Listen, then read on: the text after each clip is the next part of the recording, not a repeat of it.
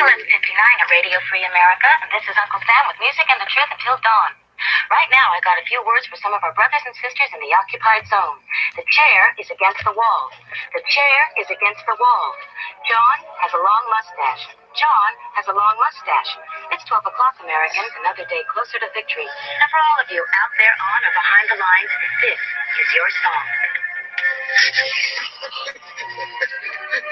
And welcome everybody to our Daily Gun Show. Come to you live each weeknight at midnight Eastern for something like 809 times so far. And we talk about guns for an hour. We simulcast the show on gunchannels.com. Gun Channels is a community we built almost 6 years ago. Pretty soon I can start saying 6 years ago. And it's a place for conversations like this to take place. And we have a panel who's made up of people from Gun Channels. We send links out. So if you'd like to be part of the show, let us know. And we have a loose schedule, or I guess schedule is the word for it, where today being Thursday, we would talk about training, but I'm going to be changing that pretty soon. So that's our theme, and let's talk about who we've got joining us tonight. We've got Clover jumping in from Texas. Thanks for jumping in. Hey, good to be here. Thanks for the invite. You bet. Then he's also the one that made us late. So everybody that's wondering, how come that show didn't start 40 minutes ago? You can blame that guy. And then we got Dead Horse jumping in from Utah. Thanks for joining. Howdy, thanks for having me. Completely blameless for the start time. Then we got Ghost, also culprit for the start time, jumping in from Arkansas. Thanks for joining. Hey, thanks for having me. Happy every second matters. Right on. Happy every second matters. And then we got Gizzard jumping in from Kansas, state of Kansas. Hey, thanks for the invite. Welcome. Snob is joining us for some amount of time from Oklahoma. Thanks for jumping in. Hey, thanks for having me. All right, so yeah, we started a little bit late because on Thursdays, Clover has a show. What do you even call that show? I call it the Nerd Show. It's not that. It's after hours. After hours. So we talk about the nuts and bolts, what we do here behind the scenes, flipping the internet over, looking at those wires and talking about them, so we know, the most efficient ways to do what we're doing, most beneficial ways, and hopefully people that are watching, like Ghost said moments ago on the other chat, will be encouraged to participate and be part of this whole thing. You got to really value your voices. There's very, very few voices out there, and the voices that are out there aren't necessarily the most technically proficient, but they've been massively effective. Think of the accomplishments that have been made, and then most of that stuff has been done way before the internet. So most of the people that did all that stuff weren't internet techs. They just came along begrudgingly to the internet. So people that are fluent and familiar with internet resources, have something to add to the conversation. Definitely value that. So anyway, I really value Clover's show because he gives us some time each week to focus on that and not just the some of the more flashy stuff and the stuff that has less consequence out there. So anyway, so that was the reason we're late. But I don't know, anybody have any topics for tonight? It is every second matters, like Ghost said. Oh, really? Dead air? Is this working? Getting the mute off. So yeah, topics. I don't know. I just coming off a show, and it's like, come on, man, you expect me to come up with topics? But does anybody know what happened? Looking at Ghost 8 years ago today, May 2nd, 2011. Looking at me, man, I feel like I'm being ambushed here. No. I'm just thinking you might be the most tuned in to Osama bin Laden being shot in the face. Oh, was that today? Yep.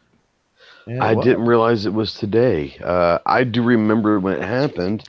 Ironically, I was watching a baseball game on ESPN, and I didn't know what was going on, but like the entire crowd there just started chanting USA, and I guess they had announced it at the baseball game, and then it started flashing on all of these headlines that we finally got them. But that was kind of a cool thing, but I didn't realize it was today. That's awesome.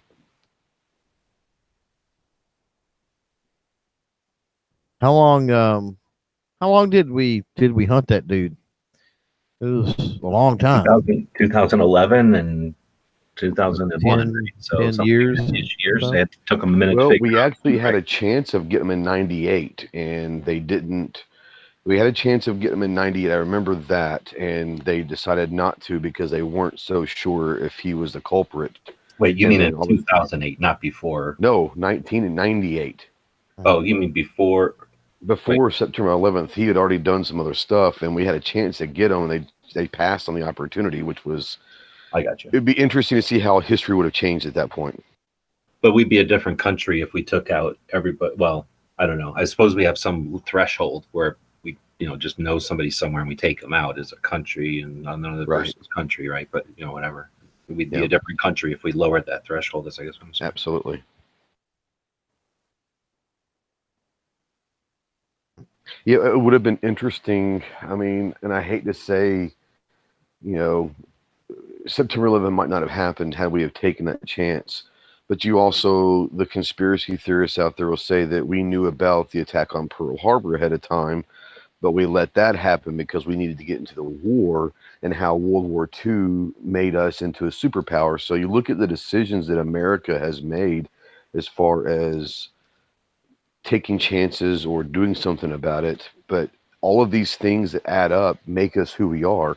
And I would like to think that September 11th was a horrible tragedy, but it changed who we are as a country, and I would like to think for the better. Mm-hmm.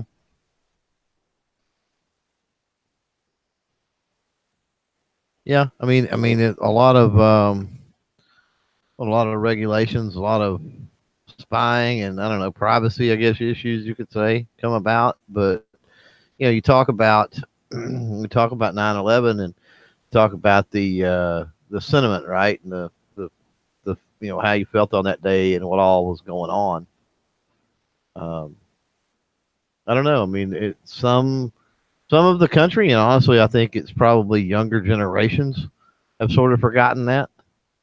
But I mean, for the most part, I mean, I think we're still, I don't know. I think we're still a tighter, more caring country. I think in a way. I think so, and I think a lot of it also has to do with, we got punched in the mouth, and unexpectedly, blindsided. But I think how we reacted to that, and there's a Toby Keith song that says, we lit up your world like the 4th of July, and this, that, and the other. And I think it proved to the rest of the world, you mess with this, you don't want to wake the sleeping giant. You really don't want to wake us up, because when we get mad and we get pissed, we will bring the fight to your doorstep, and we're not leaving until it's over with. So I think it might have sent a message to the rest of the world that just don't quite mess with us, guys. Right.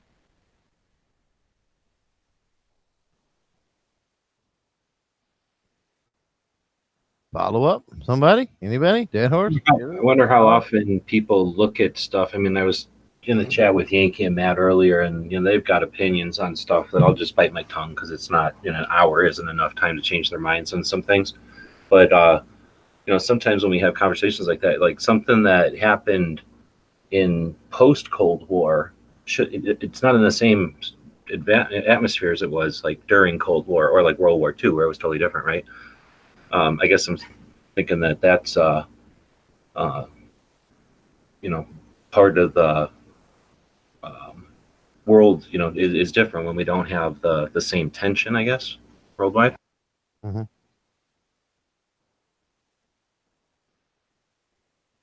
Are you saying that there was more tension in World War II than in the Cold War? No, I think that there was so much tension during the Cold War that people nowadays don't realize the stress, the relief we all took in the 90s, right? I guess it was like our early 90s when we were all kind of like, whoa, the world's not going to probably end like in a blink of an eye one afternoon, because that was sort of the world up until like the middle of the 90s, right? And now people don't think the world's ever just going to explode. Did you live next to a Air Force or military base as a kid, and before the wall came down, and practice at the drills hiding under your desk and stuff? Oh yeah, I remember that. Often.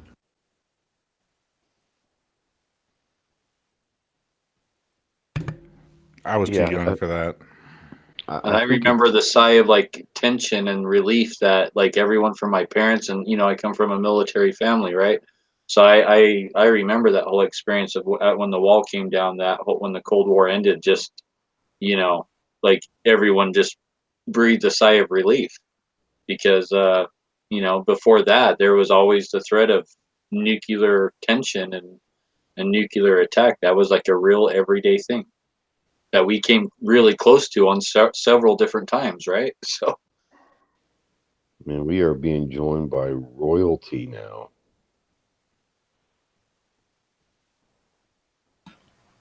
Well, I'm related to royalty, but yeah. Holy cow. What's going on, Bob?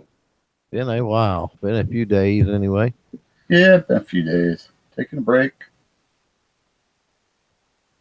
You look good, man. You been doing all right? Hanging in there. Hanging in there. Yeah, you look good, bro.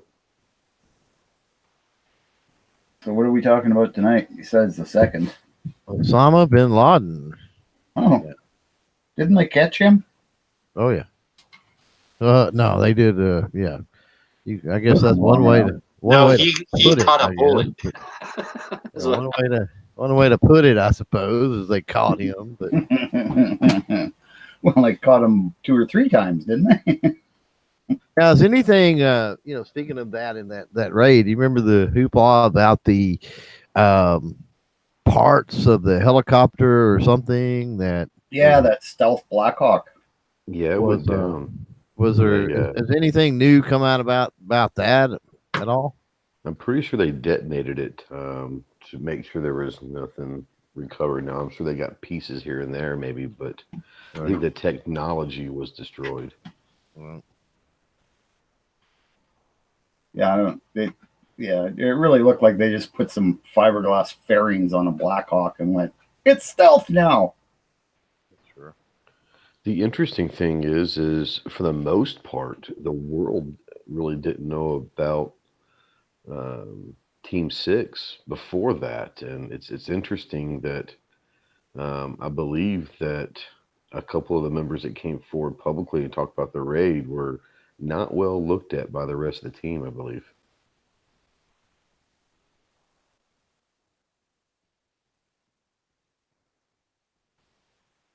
Yeah, that's kind of what I heard too, is that they, at least that's the way that kind of was presented in the press, is that because they came out. But then, look at all the movies that have been made since then, right? Like, I mean, the SEALs, I don't think they ever actually were really, it wasn't like they were top secret. It's just nobody talked about what they did, which most special forces don't talk about what they do. Yeah, especially, Team 6. And, you're talking about, if you've ever seen anything from, Richard Marcinko and all that about how it formed, after Vietnam and this, that, and the other, it's interesting story that, they were kind of the secret team per se. And then now it's looked at as, and they're extreme badasses, don't get me wrong. But I don't think that they ever probably intended to be made a public unit or anything. But, eventually when you talk about Osama bin Laden being killed, eventually it was going to come out. I mean, that was such a huge thing for our country. It's kind of the closure of September 11th. You had Saddam Hussein gone down, but Osama bin Laden was the one. That was the one that gave our country kind of closure. And that was a kind of a cool moment. I remember feeling eerie about cheering that we had killed someone, but knowing the damage and the lives that were destroyed because of this man, it was, like I said, it was closure for a lot of us.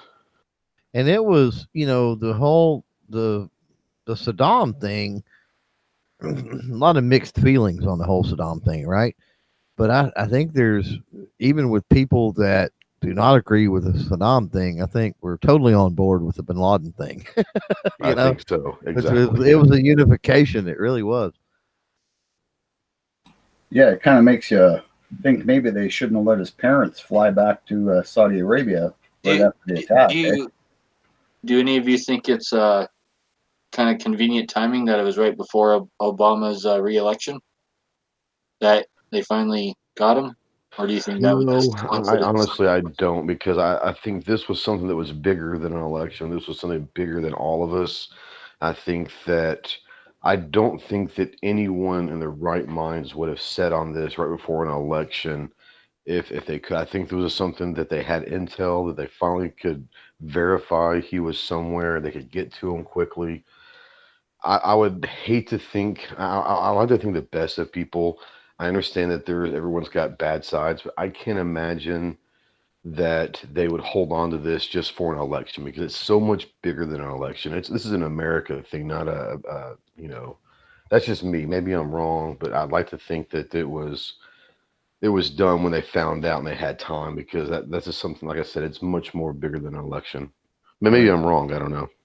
Well, and I think too. I mean, with the type of operation that you're talking about, there was obviously an amount of planning and care that had to be taken into that too, and to rush that and or to put that off, either one, right, over to try to make it coincide, I think would have been.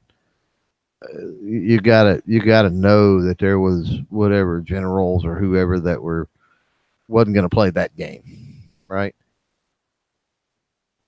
Yeah, I mean, Hey Bob, just I've been cooking, so I'm back and forth, but just listening, and let's not forget that they had multiple times when they could have, or they thought they could have, gone in and got him, and they kept hesitating. Right? What was it, the ninth time or something that they finally said do it? Now, I'm not saying that they held off specifically for an election, but we're talking about people that are unscrupulous and don't care about anything, other than retaining what they got and getting more, I suspect. So I'm not going to put it past them, but I know they waited a bunch of times, and maybe there was some influence on the decision to do it that time based on how quick the election was coming up, and they know that's a feather, right? Yeah, if But I remember the military saying like they were kind of angry that they hadn't taken the opportunity many times before. That's it. And I don't know how credible that movie I watched about it was, or that docu movie or whatever. But that's what they were kind of leading to in that movie, is that they had multiple, attempts to get him and knew where he was, and good, accurate intel, and pretty much knew exactly where he was, but they didn't take it. They never went into why, but but it was kind of funny, like, like 6 months before the election or something.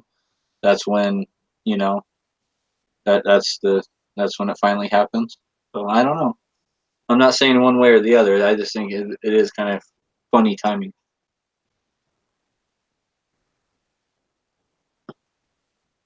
Yeah, if you kind of look at, most politicians are the most unscrupulous, sociopathic people in the world. They have to be to go into that profession. If they're not when they go into it, they are within 10 years anyway. No, either way, I'm glad the guy's dead. Good riddance. That was a victory for us either way. So whether they waited or not, it was still a victory, and we finally got the douchebag. So I'm just happy that's over with. I don't know how I feel with it, about like people bringing it up, like the anniversary of it. Like, yeah, I know it's a victory and all that, but I still I don't even want to mention his name, right? I don't want to give that guy any more credit or anything. I don't want to even acknowledge him, right? Oh, I can totally hear what you're saying. I'm just going to throw in there. I was just about to say, and we live in a country where this isn't a holiday. Nobody's parading. I mean, there might be some people who are personally affected, like if he killed their family or something, they're probably cheering, right? But this isn't a country where we what's the word? Like we focus on all that kind of stuff, like you said, except for us talking about it on a gun show because it's kind of a military thing. It's not. I don't even bet. I bet it's not really in the news too much. It's certainly not like a nationwide observance or anything. Yeah, I mean, I had no idea it was the anniversary, so I'm sure I'm not the only one. Not like Kennedy's assassination. I mean, some people actually liked Kennedy.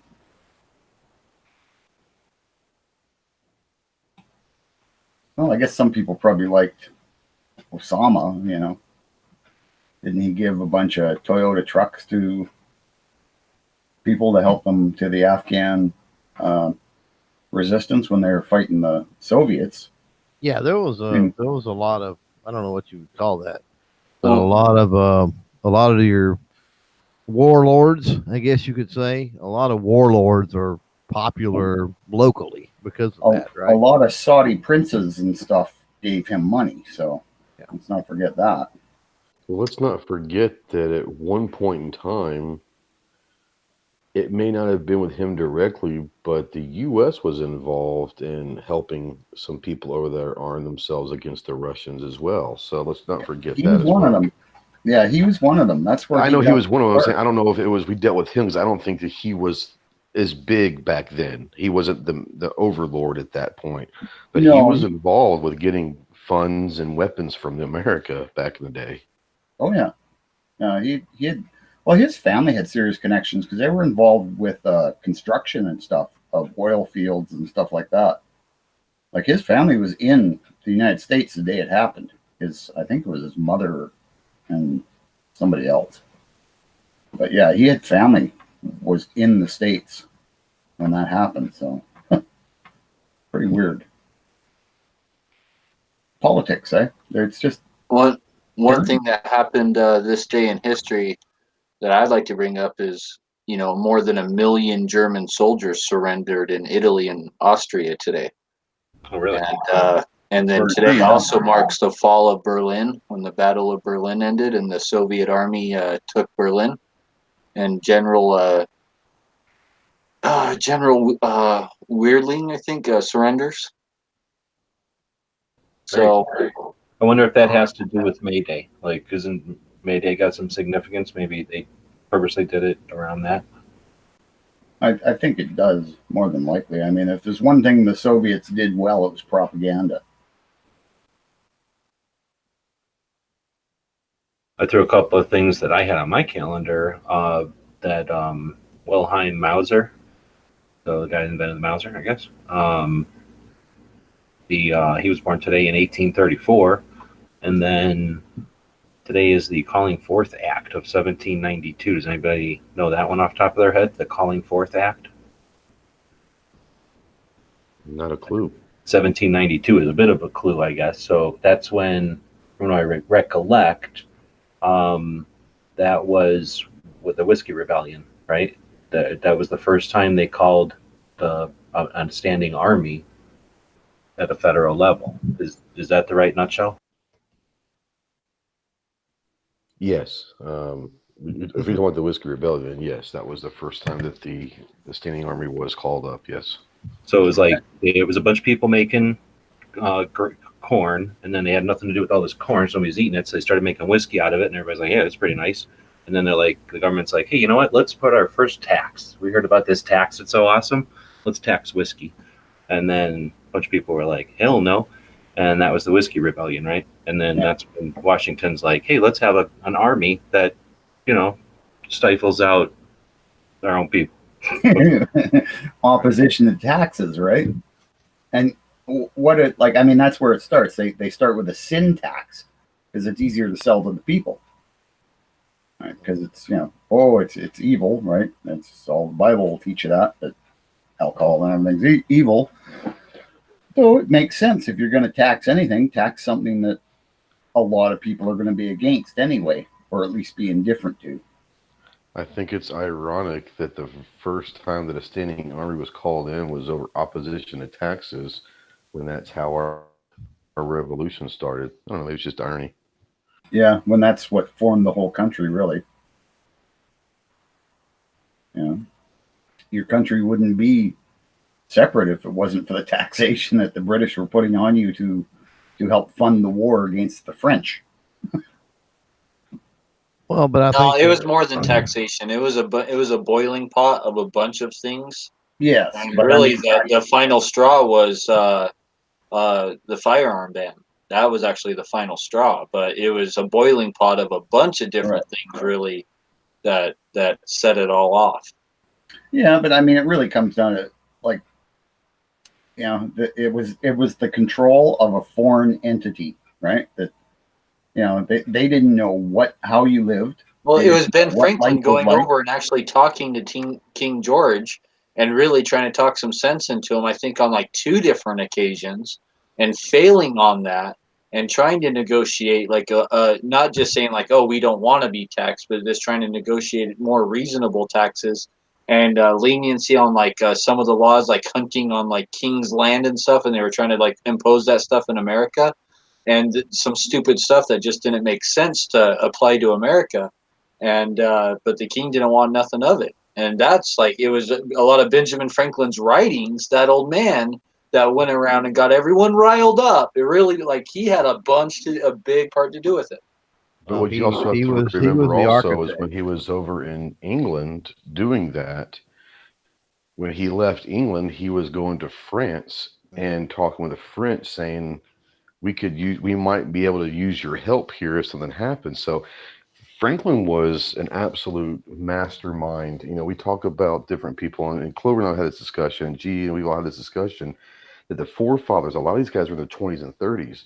But if you want to talk the mastermind of the whole instrumentation of this revolution, it was Ben Franklin. And He Ben was Franklin knew that he Yep. had to do this, but the younger guys were to carry it out. It was he was awesome. he was the architect for sure. Plus, I mean, he had a lot of fun over in Paris.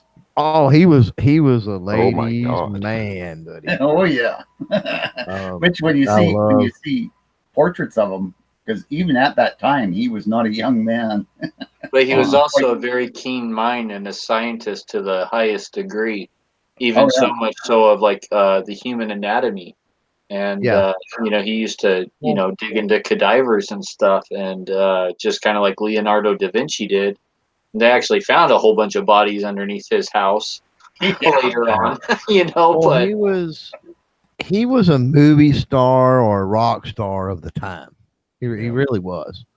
And so that's where a lot of the ladies' man stuff come into play, and that's also why he was able to utilize that, you know, to lobby so well, is because he was so well renowned and well respected. So yeah, I advise anybody, if you have a chance, I mean, go to whatever, the library, Barnes and Noble, pick up every book you can on Franklin and read it.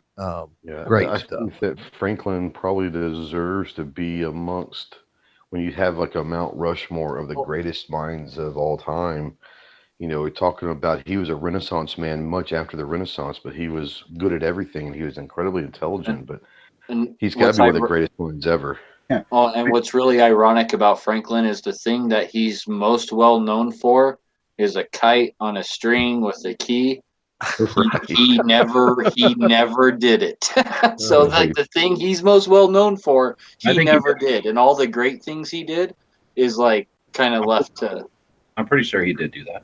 Well, there's no evidence, there's no record that he did it, but that doesn't mean that he was the United States guy story in electricity. Yeah, he figured out like lightning rods and stuff. Yeah. So I mean, if he didn't do that exact thing, he figured out what they were trying to figure out in Europe in different directions. I just exactly, geez. What he did is, the guy who actually did that experiment is he took the data for that and actually applied it. And so, like, that's what he did, but like he didn't actually do the kite and the key experiment. He did work on that. He did a bunch of research on that, but he didn't do the experiment. He didn't go out in the rain with the kite. That was all another guy. Which was probably for the better, because otherwise there might not have been a Ben Franklin. Y'all are all wrong, because the thing he's the most known for is being on the $100 bill. Yeah, that's probably true. Oh, snap! Yeah, unfortunately. Yeah. Can you imagine if they tried to get a permit to carve a mountain into a Ben Franklin statue nowadays? Though, never happened. Well, one thing that do people hate Ben Franklin? No, they just won't let you touch a mountain. Can you imagine all those tree huggers? They'd be strapping themselves all around that mountain. Now, one thing that I do despise of Benjamin Franklin, at least now in retrospect, is the whole post office thing, right? It's like, oh, why did you even bother, dude? It's such an atrocity nowadays. You don't care about the fact that he cavorted with women of low moral standards? Well, he was a No, rock no, star he's at the caught up time. on, What do he's you? caught up on the post office. He doesn't care about the whoring himself out. I don't care about that. I mean, there's plenty of movie stars and rock stars and everything else that do that nowadays. Wasn't any different back then. You're talking about a dude that, literally was. I mean, he wore so many hats, right? Yeah, He did so many different things. He was a statesman, an activist, a diplomat, a writer, a funny guy. Lots of humor in his stuff. Inventor, scientist, politician, Freemason. I mean, it was just amazing the hats the guy wore. Yeah, and must have been a hell of a talker. Oh yeah, to be I don't know what's the word, fluent or whatever, to be able to do all of those different things so well. He was vastly intelligent and could talk his way in or out of anything. How many languages would he have had to speak, right? I mean, because an educated man in those days, you spoke, well, at least you would speak English, French, probably Latin. Well, back then, I guarantee he spoke Latin. That Latin was still, utilized. He spoke 5. He spoke French, German, Spanish, Latin, and Italian. French, Spanish, German, Italian. Yeah, 5. He spoke 5 languages. I know it was Italian, 5, but I think the Italian explains the womanizing because if you can speak Italian, man, you're just got it made. Right. Right. He didn't have the look though, so and there wasn't Snapchat or anything back then. But I've read a book there. I don't remember what it is, and I've given it away. I do that so many times with books. We're talking about it, and I'll just give it to somebody. But I read one that was actually a collection of letters back and forth between Franklin and other people. And the Snapchat back in the day, right? The instant messages or whatever you want to call it, text messages back in the day was letters, right? And so some of those letters were from French women, not just women in the States, the colonies, but from overseas and stuff. And the language is not near as saucy as what you would see in romance novels necessarily or stuff like that of modern times. But it's still, you read some of that and there's some saucy letters back and forth. Oh yeah, it's a lot nicer when they write that way though, because it was a lot more innuendo than just out there. It's really interesting. But there's also good letters in there between him and a lot of the other founders and framers, him and a lot of the other politicians and people with power overseas that were helping the effort. And you really gain a lot of context into a lot of different things, not just the revolution, but things that would come to pass later on.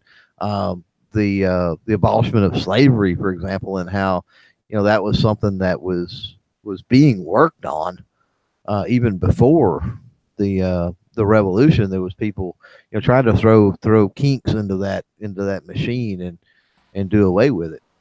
Well, yeah, that all started in Britain actually, like in England, and I'm not really clear on where exactly that what started the whole anti-slavery thing. Whether it was religious or whether it had something to do with the women's movement. It seems to have almost sprung up out of nowhere, Well, I mean, it was mandated by the under the monarchy. They made decisions. So it didn't matter. It didn't matter as long as they felt it necessary, whatever. It didn't matter if it was moral or anything else. And eventually you had people that said screw the king is not, or the queen is not the ultimate power, it back then, it did. They believed, most people of the time back then did believe, at least in divine intervention, in a creator, a higher power, whether they believed it in an organized religious fashion or not. They did believe in that, and they was like, it's not right for one man to have that kind of power and say, and and own another man. So Well, eventually it led to a moral movement at the time. and, I would and just back like then, to point out, hey Bob, I just want to point out that America banned slavery before Britain, France, or Canada. So thank you very much. you also have to remember too, like a lot Hold of on, the hold on. slaves back then were white. It wasn't it wasn't anything on a color line. Oh no, Right. well, it was. I mean, they weren't all white, but there were definitely all color slaves. Anybody who got in Oh, trouble, no. slave, Well, right? yeah. But it wasn't even people got in trouble. You got to remember the Turks and the what were those pirates that you guys actually started your Marines to go fight? Barbary. The Barbary Coast pirates. They were taking anyone as slaves. They didn't give it. They didn't care what color you were. I think they preferred the black people because they worked harder. But Well, what they needed back then is you're talking about boats where they had those oars sticking out like the bottom row, right? And they needed people to be those oar men, I guess. And you were not doing that because you liked living life. You were doing that because you were about to get killed otherwise, right? Right. So they would go take a bunch they of were people, taking females as well, right? I mean, Now, that was one of the big, parts of the slave trade.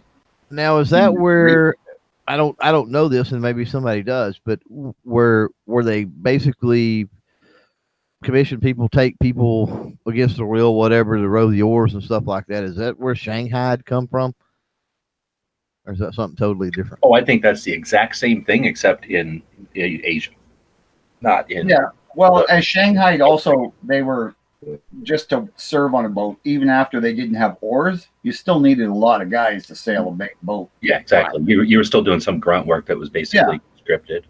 So they would just go out and grab drunks off the street. You'd come out of a bar with a snoot full of booze, and next thing you know, somebody whack you in the head, and you'd be on by the time you woke up, you were on a boat out to the ocean.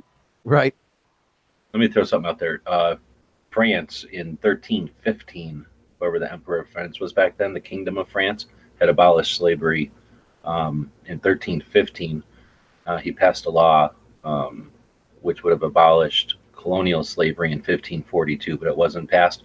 And then it wasn't until, like what Dead Horse just said, the late 18th century, when English and American Quakers began to question the morality of it, and then thus changed the world with ending slavery all over.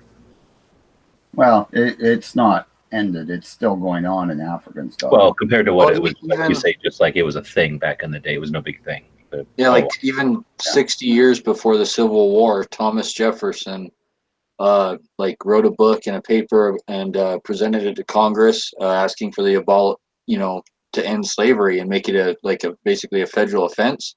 And right after that, they passed a federal act making slavery illegal, and the transportation to and from and trading slaves illegal. And that was 60 years before the Civil War. So yeah, they shut down the trade. They shut down the trade, is what they did.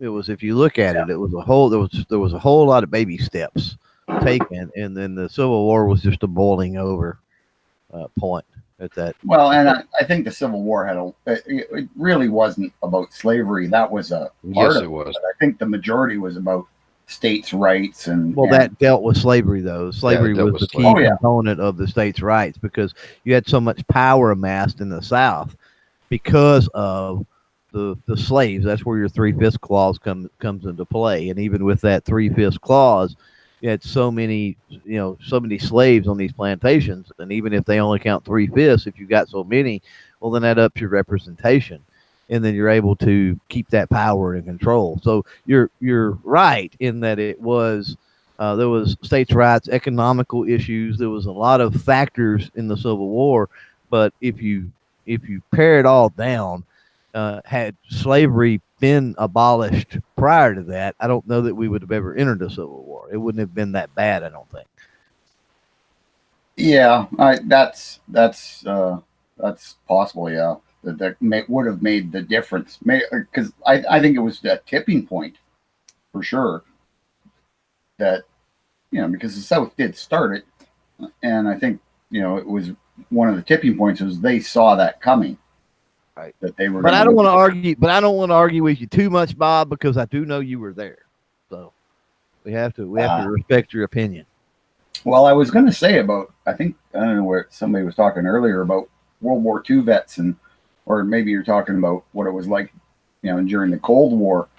But I was just thinking to myself, man, when I was a kid, all my dad's buddies were World War II vets and stuff because, like my dad served, but like all his friends, pretty much most of them served in some way, shape, or form, eh? So it's just different to think you guys were thinking the Cold War, and by the time Cold War was going on, I was like partying. I didn't care if they're going to drop the missiles. Well, I'm going to go out with a smile on my face. Well, there's something to be said, and we've talked about this many, many times, about the World War II guys, and you're talking about storming Omaha Beach and just the mentality. There's a reason why they're called the greatest generation. Those guys knew that there's a good chance at Omaha Beach and Utah Beach that they weren't ever going to touch land, and they did it anyways. And there's just something to be said about that. It's just incredible. And man, I can't even imagine. And you see movies, and you see like Saving Private Ryan, which is about as realistic as I think it probably could have been in a movie setting, but even that's probably not even a tenth of what it was really like. And just to know that those guys, they got off those Amtraks and they were headed towards the beach, knowing that over half of them weren't even going to reach the beach. And it's just the mentality of that is just, it's unbelievable to think about. I'm sorry to bring that up, but it's fascinating to me. Well, I think the only footage of the actual beach landings during D-Day, the only footage is I think Canadian troops landing on Juno Beach, and it's pretty famous because you see the doors go open and guys start going out and just start going down.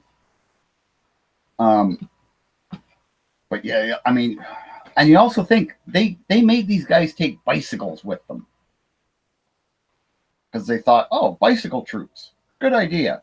So you had to get out of your landing craft and carry your bicycle, except most of them didn't. They threw them over the side. Mm-hmm. But it's that kind of insanity, like, because they knew they were going into something that was going to be really bad, and yet at the same time they got, officers telling them, okay, you're going to take this bicycle, because after you get across the beach, you're going to want to ride the bicycle. Like, that's different. I want to say, and G, you might be able to help me out on this, and I'm not too up on Army history, but I want to say, isn't that when the Airborne was basically born, was in preparation for D-Day, if I imagine? Is that not correct? Well, the American and British, yeah. Before that, I think the Germans had airborne troops, paratroopers, as well as the Russians. I think the Russians were experimenting in the 30s. In the United States, the test platoon was formed in 1940 to develop airborne tactics and equipment. The 82nd Infantry and the 101st were activated in 1942. And since then, they've dominated the air. And then other countries, I guess, are allowed to fly around. Was D-Day, though, one of the first missions that they were utilized? Am I wrong about that? I remember reading something about that. I think it was. That's a good question. Did they use them in Italy? Because their Italian campaign was quite a bit earlier. They like throwing gliders in World War II, right? So I don't know when they started figuring out jumping out of airplanes. Well, gliders made good sense if you could get them on the ground, but I mean, the guys put a bunch of poles up. But with a glider, you could land a tank. Well, can you imagine? You talk about storming the beaches. Can you imagine jumping out of a plane and just be floating around in a parachute? Well, just even being in the plane, there was 800 DC-3s went over. Do you realize they're actually flying the original, like the plane that led the D-Day invasion, the D-Day paratrooper drop? It's still flying. They just finished restoring it. They're going to fly it over to Europe for the anniversary. Yikes. Yeah, they're going to have something like, I think over 100 DC-3s are going to recreate it. And guys are going to jump out of it. So are Army aviation developed rapidly during World War One. Parachutes were primarily for balloon observers who were forced to jump from their observation baskets when attacked. So they've had parachutes since back then. That would have been Civil War potentially, because they've had balloons for a long time. It says as aircraft developed during the interwar period. That's from the Army's website. Military planners also experimented with parachutes to save lives and insert troops into combat. Gliders were also developed. The outbreak of World War II in 1939 provided an opportunity to implement and refine airborne doctrines. This says, whatever Bob said, the German military had some notable early airborne successes, but then recognized the potential airborne forces. The Army moved to create airborne units shortly before America's entry into World War II. Test platoon was formed in 1940 to develop airborne tactics. That's the 82nd Infantry Division. And a portion of it was redesignated the 101st and activated in 1942. Those two airborne divisions, those were the first two airborne divisions. Since then, we had the 11th, the 13th, the 17th. Were all activated in 43. And the airborne divisions included a mix of parachute and glider infantry regiments with artillery, engineer, and support units. So, yeah, planning for the first large-scale airborne assault in Army history and the invasion of the island of Sicily. So I guess that was the first. By the 82nd. So it was Italy. Okay, interesting. The contingent, blah, blah, blah, but it doesn't say what date. In July. So, yeah, probably I'm guessing since that was the beginning of the war, they probably used them intermittently throughout the war. It was probably, I'm sure it was probably the largest airborne attack ever. Oh yeah, it definitely was. There's no doubt about that. Yeah, nobody had ever tried to do anything like that. And you got to remember, these are unarmed DC-3s, right? Basically, well, C-47 was the military version, but it's a DC-3. So a twin engine, not terribly fast, carried 18 guys, I think, and they're flying along at 10,000 feet, so they're within range of anti-aircraft fire. So I think there's like TV shows and that where they show, rounds going through the airplane while these guys are sitting on the seats waiting to jump. So, and that's like true to life. Like they lost a lot of planes before they even got a chance to unload their paratroopers. Mm-hmm. And the fact, like this airplane that led the D-Day invasion, after it dropped its troops, it went back, picked up a glider, and then flew a glider back across, and it flew like a bunch more missions. And they discovered it by accident. It was about to get converted to a turboprop DC-3. Somebody checked the serial number and found out it was the one that led D-Day. I think it's called That's All, Brother. Wow. This is horrible, but I'm reading this on that same thing I read here. So that first large-scale airborne assault was in Italy in World War II. Codenamed Operation Husky. That's shitty. The American contingent was the 505th Parachute Infantry Regiment, the 82nd Airborne, making their first combat jump. Adverse winds impacted the drops. Only about half the airborne units reached their assigned positions. Although scattered, the paratroopers disrupted German and Italian patrols. Unfortunately, poor communication led the Allies to a tragic friendly fire incident on the 11th of July. Anti-aircraft gunners on Allied ships who were jumpy from German air attacks misidentified American aircraft flying to reinforce a mission, and 33 C-147 transports were shot down for a loss of over 300 paratroopers in friendly fire on July 11th. But despite that, Sicily fell on the 16th, so we still kicked the shit out of them. But yeah, unfortunately, think of that. Yeah, that was Canada's second combat mission after Dieppe, which was a real disaster. But yeah, they went all the way. Canadian troops went all the way through Italy. They had some pretty famous, like Ortano. It's where they discovered the buildings were close enough together they could just blow holes through the walls, so they could go through from building to building on the top floor and then drop down on the Germans.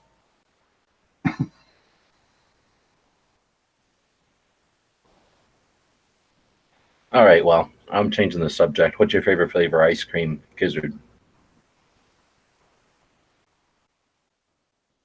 He's still awake? Yeah, He's sleeping. He's sleeping. So it's some sort of egg custard, probably. Ghost. Mint chocolate chip. Dead Horse. I don't know. That's a tough one. Probably. I don't know. Probably just vanilla. What? Yeah. Is that even a Ice cream's flavor? great. Yeah. Oh no! I mean, if you're talking like, I mean, I can appreciate like one of them French vanillas. It's like, good. Yeah, like a good vanilla, like a good vanilla cone or whatever. Yeah. Clover. Homemade vanilla. Oh, that's taking it to the same level, except more work. But yeah, exactly. When you make it, I imagine it's insane. And then Bob, you ever have ice cream? You have ice cream out there? That's the only kind of ice cream is homemade vanilla. That other fancy store-bought stuff is terrible. Well, so it was if you don't make it yourself, it's just no good. Gizzard, you back? What kind of favorite? You're probably out getting some ice cream. Oh, he's muted. Messing with us. He's screwing with us. Favorite ice cream, you say, huh? Favorite flavor? Favorite flavor? I like about all of them, but let's see. I think he's still asleep. His eyes are still closed. But he's dreaming no, about it's a reflection off my glasses. I'm all right. It's hard to say. Let's just go with chocolate chip. How about that? I'll pick one. Interesting. Well, he's half right. You're all wrong. The answer is chocolate. Or one of the other chocolates, but mostly chocolate. But next we'll say brand of ice cream. I'll go the other way, Bob. Do you have a favorite brand? Brand? I don't know. Homemade ice cream. Oh, I guess that's right. Okay. I'm trying to remember if I ever seen Bob eat ice cream. Pretty sure I've never seen Bob eat ice cream, so he might not be lying right now. Trying to remember. Nope, I don't think I've ever seen Bob eat ice cream. I got an ice cream maker I take with me in the camper. Oh, really? So what? Ice and cream and sugar? Salt. And some salt, yeah. Salt, yeah. It goes in a big soccer ball. Yeah, it goes in a soccer ball, and then I just give it to the dog, and he plays with it for an hour or so, and then it's ice cream. Oh, it's one of them kind. Okay. That's awesome. Yeah. And then, okay. So anyway, Clover, got a brand, or is it? Yeah, I mean, if yeah, I love homemade ice cream, of course, but if you've got to do brand, Bluebell. Yeah, I tried to eat Bluebell, and I didn't. I was in Oklahoma, and they have fake Bluebell. They have some other brand up there that. Oh, what's the name of that company up there? Anyway, okay. Blue Bunny. Maybe. Because I was all excited. I'm like, I ate Texas ice cream, and then they're like, nope. Borden's is from Texas too, but it's not near as good. No, I know Bluebell is right. Is the one that everybody likes. Mm-hmm. Bluebell has a lot of flavors too, so and they always come out with like special editions for a little while and stuff. So I eat other kinds of ice cream, obviously, and I try them and stuff when they come out, and they're okay. But yeah, homemade. I agree with Bob. Making it homemade stuff is the best. Fresh vanilla. Oh. Dead Horse. So I like the vanilla, right? And I like it out of the machine, where it's like really creamy and stuff. So like out of a shake place or something. Soft serve. The soft serve is not even ice cream. What are you talking about? Heck yeah, I love soft serve. Just plain vanilla soft serve out of the machine. It's a free country. Like not that like chunky stuff on a spoon, right? Like no, like it's all about the soft serve. That's powdered ice cream. If you were gonna get soft serve, you might as well get it dipped in the chocolate. So at least you get chocolate on top. I don't have much of a sweet tooth though, man. I don't eat sweets, right? Now so, here's a question. So there's DQs everywhere, obviously. So other people may know this. So does anybody know? You go into DQ. Has anybody ever heard of the Brown Derby? Anybody, or is that just me? I don't like where this is going. Some kind of joke. I don't know if I want to. Brown Derby? No, it's not. Is this the chocolate dip? It's a chocolate. They dip it down in the chocolate, right? And it makes the. I'm okay with called. I've always heard that around here called a Brown Derby. And when I go in and ask for that at DQ or something, they look at me like I'm stupid nowadays. Huh? That makes sense though, because it looks like one. Because it looked like a derby. Yeah. We'll get back to that one in a second. So, Ghost brand. Any self-respecting Texan that doesn't say Bluebell's got problems, so it's got to be Bluebell. Like they rip up your like little Texas card or whatever. Yeah, like you're no longer a Texan at that point. Gizzard brand. Around here, it's Wells Blue Bunny. Oh, is that fake one? That's So we're- good stuff around here. Maybe where you called it fake, but it's damn good stuff around here. Here's Blue the Bunny thing. is Blue Bunny is a major brand. Yeah. You can have cows in Texas, I'm sure, because you got a lot of stuff in Texas. But to compete with like Kansas on stuff like milk and ice cream, I don't know. That's like trying to compete with Wisconsin or something. They're kind of established, I would think. Right. I'm gonna go with Everything in Texas is the best. I'm gonna go with Ben and Jerry's, Jerry Garcia. But No, not no, that's a go ahead. no. You can't go with Ben and Jerry's. Yeah, I don't care. I'm a hippie. I'm gonna go with Ben and Jerry's. I don't care if I like their business practices. They might be anti-gun, but I'm only eating ice. I could count on one hand the last time I ate them. Anti-free speech. Oh, I don't know about all that. I do like the initial creation of the company as a bunch of hippies making a local type of thing, and then it got big. I'm a capitalist, so I like that. But I'm not going to say I agree with everything they've ever done. But in general, I like their Cherry Garcia. It's freaking awesome. It's I've chocolate. never had Ben and Jerry's, but I know it's everyone says it's good stuff. Oh yeah, it's like I would imagine as close to like a like a small shop that makes it local. I've got a question we can run through since we're talking ice cream. All right, we're gonna get back to the self-serve thing or the soft serve thing, but go ahead. It could just be a quick one. Banana split or hot fudge sundae? Hot fudge sundae. Hot fudge sundae. Hot fudge sundae, easy. Banana split. No. I'm also going hot fudge sundae because it's chocolate and banana split is gross. So what is Culver going with? Hot fudge sundae, without a doubt. Yeah. I used to like it when I was a kid for some reason because it seemed colorful or something. But eating that frozen banana was always like it took me a couple of times before I figured out that's pointless. Right. So do you like A&W like root beer floats? Do you like those? I'm fat, so one of the reasons I'm fat is because stuff like that. Right. So that's a big yes. I drink cream soda all the time, so that's pretty obvious with me. Right. Can you make some kind of a float out of cream soda? Bet You could. I don't. Oh, I've yeah. never done it. It would be like a double cream soda or something, wouldn't it? Yeah, I've had a Coke with ice cream in it, and I've had root beer, of course. I don't know if I've ever had Dr. Pepper with it, though. I have. You said you've I had have. that. But I Yeah. think maybe, I like the idea of just like back in the day, you'd go to like an A&W, like the old ones, and you would just get a big giant thing of root beer, and they would just plop a lump of ice cream in it. Nothing Yep. fancier than that. Yep. And it turns into that like root beer popsicle basically around the outside of the ice cream. There's no way to describe how awesome that is, right? Oh yeah. It's one of life's great mysteries. Yes. There's a So guy. So that and Dr. Pepper, I'm thinking has to be amazing. I don't know how the hell I never put. No, that it is. I've had for years. I've had Dr. Pepper with ice cream in any way, shape, form, and fashion you can have it, and it's good stuff. But on the root beer thing, there's a little booth that travels around to these little fairs and carnivals in the area, and Zelmer's, and I can't remember how it's spelled, but it's Zelmer's is the name of it, and it's like homemade root beer that they do, and holy geez, man, the floats that they do are unbelievable. It's that homemade root beer, and if you ever had homemade root beer, like I don't know how to explain it, or like not like a soda style root beer, right? It's different. And that in a float is just amazing. See, I like those dreamsicles, like the orange popsicle with the vanilla ice cream in the middle, but I've never had like vanilla ice cream like in a Sunkist.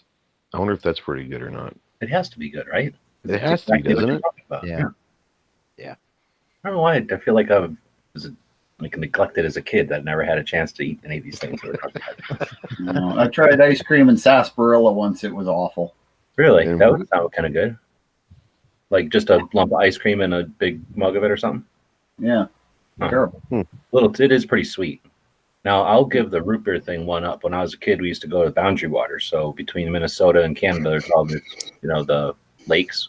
And there was this place up there that you could only get to in a canoe. Like you could only get to her house via portages, and like it was in the wilderness, so you couldn't even take motors out there. If I remember right. No, you could take motors, but anyway, you had to get there by boats and portage through dry portages to get hop lakes to get there.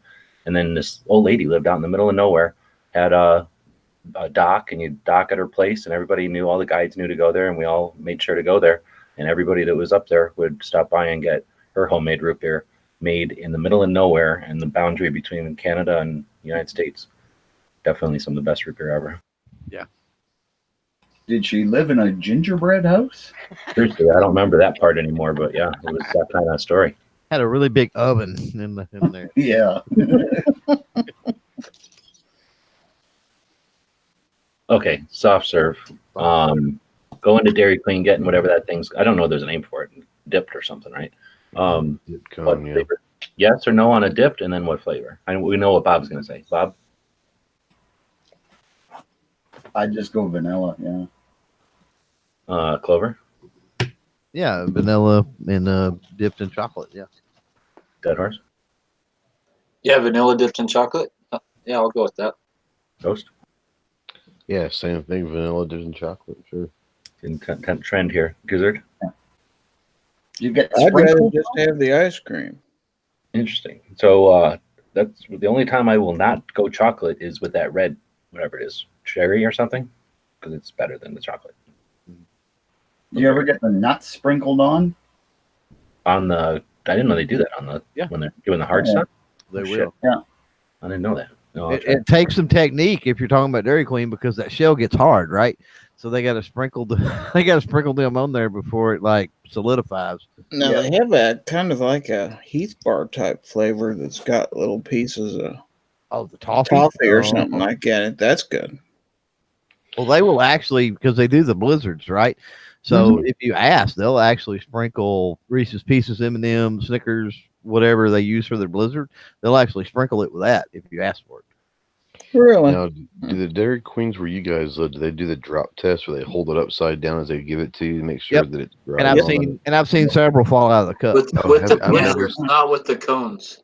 But No, with That's the what I want to blizzards. say is I've never seen one drop ever. What are you talking about? I don't know what you're talking about. All right, so like when you go to Dairy Queen, you get a dip cone. Like at least where I am, like they hand it to you upside down. So like the ice cream's pointing towards the ground to show you that the dip stuff is hardened and it's okay. They do it with I've never blizzards and I've too never here. seen one drop. They do it with blizzards here too. Do they? Yeah, that's one of the Upside down, yep. That's one of the big advantages living in Canada, because in the winter your ice cream doesn't melt all over your hands. Do they Because in summertime it's still -20. Just serve it at room temperature, and it tell you to take it outside. It'll be Yeah, basically, yeah. All right, so that was a little bit of a refresher there, but I don't know if we got anything else to talk about. We've been chatting a bit, and it's every second matters. So I don't know, a lot of people posted on that. Six years worth of awareness, and appreciate everybody who participates in it. It's no obligation or anything. It's just an opportunity to think about our second and potentially do some outreach or some awareness, and maybe just take a moment to think about what's all out there, where we're at in the world. Heading into 2020, and how you're going to consider your resources best used going into the next year. And like we were talking about in Clover's chat, setting alarms to help pace or to get work done. The Every Second Matters is designed to be something that every second it'll happen like clockwork. We'll remember that that Second Amendment is out there. It's under attack every single day.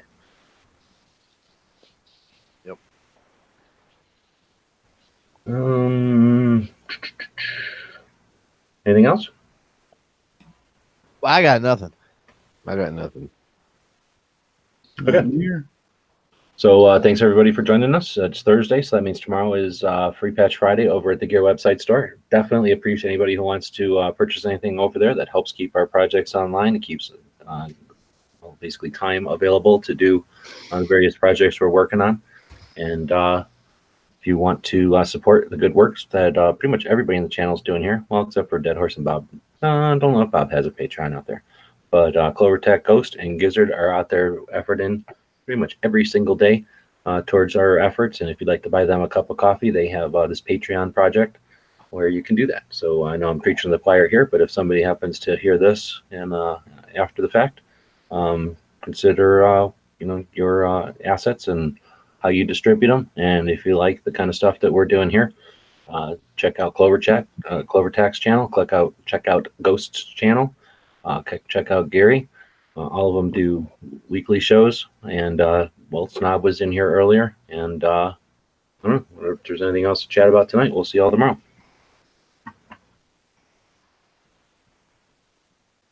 Okay, I guess we're ending it.